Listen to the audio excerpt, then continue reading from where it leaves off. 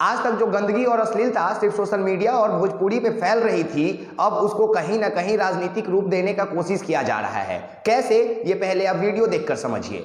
राष्ट्रीय पिता राष्ट्रीय माता को बुला लो। पापा आ गए थे मसूरी बाबू, और उसके ऊपर भी लोग का पापा है, राष्ट्रीय माता है, हाँ। जो कि राजनीतिक क्षेत्र में है। अच्छा, इन लोग के जात के ठेकेदार हैं। अच्छा, उसको राष्ट्रीय माता पिता बोलते हैं। और आपने देखा वीडियो में कहा जा रहा है कि अब जवाब देने के लिए राष्ट्रीय माता पिता को आना पड़ेगा। और राष्ट्रीय माता पिता किनके? यादव साम्राज्य के, यादव समाज के।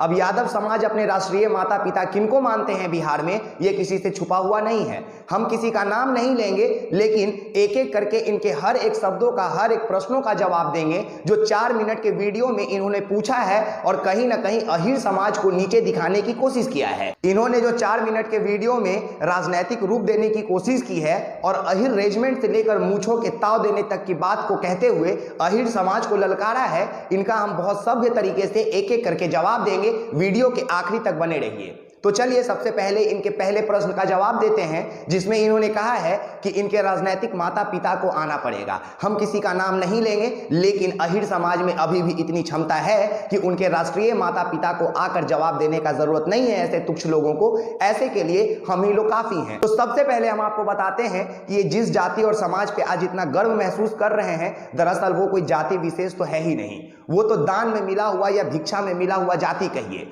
आपको लग रहा होगा कि हम ये क्या बोल रहे हैं, तो सुनिए। 1800 ईस्वी से पूर्व राजपूताना एक जगह था जो अब राजस्थान बन गया है। इसके कुछ हिस्सों में भील और गोंड जाति का निवास हुआ करता था, या फिर ये कहिए कि भील और गोंड जाति के समुदाय वहां रहते थे।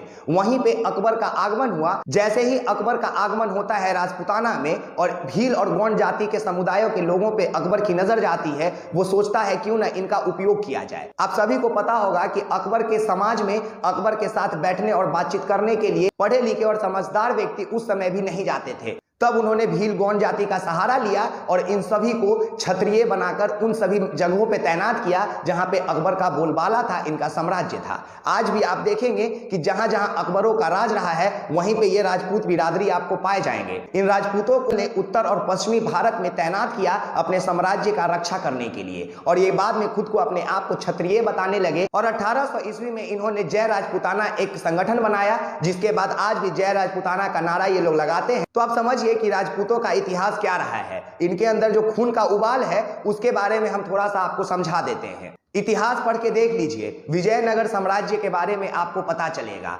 विजयनगर साम्राज्य दक्षिण भारत में मध्य में स्थित सबसे विशाल और शक्तिशाली साम्राज्य था, जिसके राजा कृष्णदेव राय थे।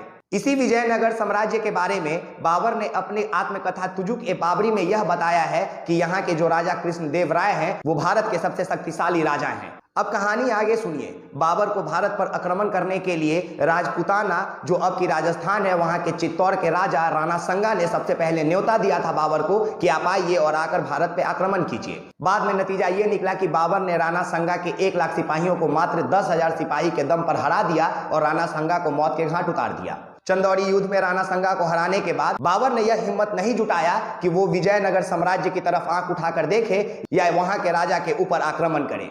अब आगे दूसरा वीडियो आप देखिए। इन लोग अहीर रेजिमेंट का मांग करते करते मर रहा है। हालांकि मांगने से कब तक मिलेगा? मांगने से कुछ लोग विरासत में मिलता है, मांगने से मिलता, भीख मिलेगा। हम जिसे आरक्षण, हाँ बिल्कुल। कोई भी इस वीडियो में कहा जा रहा है कि अहीर रेजिमेंट की लोग मांग कर रहे हैं, मांगने पर भीख मिलता है। तो हम आपको बता दें कि रेजांगला की लड़ाई आप सभी भूले नहीं होंगे। अभी 2 दिन पहले ही हमने एक वीडियो बनाया और अहीर रेजिमेंट हक है हमारा में अपना समर्थन दिया एवं उनके आवाज को ऊपर उठाने की कोशिश की। लेकिन यह महाशय कहते हैं कि अहीर रेजिमेंट मांगने पर भीख मिलती है। तो आप जाकर एक बार देख लीजिए कि नाथुला में जब लड़ाई हुई थी तो टाइगर ऑफ नाथुला का खिताब किनको मिला था। जब कारगिल का युद्ध हुआ था तो परमवीर चक्र से किनको नवाजा गया था। आप रेजांगला की लड़ाई को देख लीजिए कि कैसे 120 सैनिकों ने 1300 चीनी सैनिकों को चीर और फाड़ डाला था और 3000 से अधिक चीनी सैनिकों को भागने पर विवश कर दिया था। उसमें यादवों की संख्या कितनी थी, ये शायद आप भूले नहीं होंगे।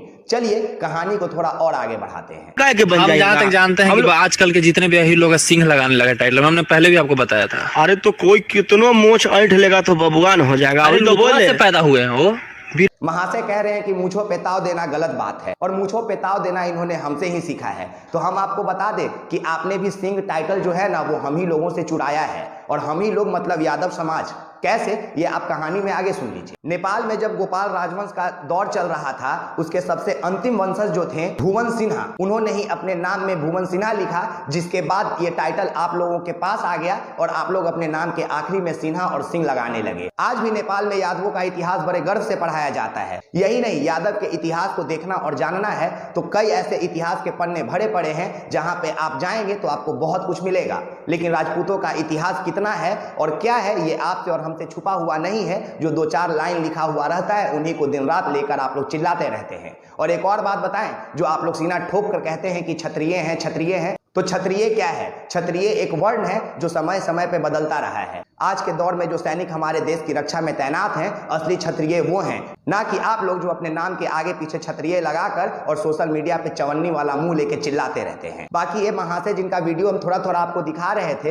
एक बेहुदा गायक हैं भोजपुरी के, जो जातिवाद पे गाना गाते हैं और जातिवाद इतना आज बढ़ा दिए हैं कि अब 2 समाज में तनाव पैदा होने की स्थिति में आ गया है। इतना से इनका मन नहीं भरा तो इन्होंने यादव जाति के मान सम्मान को बढ़ाने वाले बिहार कद्दावर नेता और माता का नाम लेकर उनको बदनाम करने का कोशिश किया और यादव समाज को भड़काने का नापाक इरादा लेकर इस तरह के वीडियोस बनाकर सोशल मीडिया पे अपलोड करवाता है। अब बताइए कि जिस बिहार में बेरोजगारी पे बात होनी चाहिए थी, जिस बिहार में शिक्षा पे बात होनी चाहिए थी, जिस बिहार में हर रोज उठ रहे हजारों आंदोलन की मांग को लेकर बात होनी चाहिए थी, हम और आप जातिवाद में पिस कर रह गए हैं। बिहार में राजनीति की बात तो होती है, लेकिन पता नहीं क्यों यहाँ पे जाति आ जाता है और जहाँ पे कर्मों का बात होना चाहिए वहां पे सिर्फ जाति बनकर रह जाता है, जाति विशेष बन के रह जाता है, जाति का समूह इससे घिर के रह जाता है। बाकी इस गायक को क्या ही कहना, इसको बड़ा शराफत से आज हम जवाब देने आए हैं, क्योंकि शायद इस वीडियो से इनको समझ में आ जाए कि आप जैसे 2 कौड़ी के इंसान को जवाब देने के लिए यादव समाज के राष्ट्रपिता और राष्ट्रमाता को सामने आने का जरूरत नहीं है।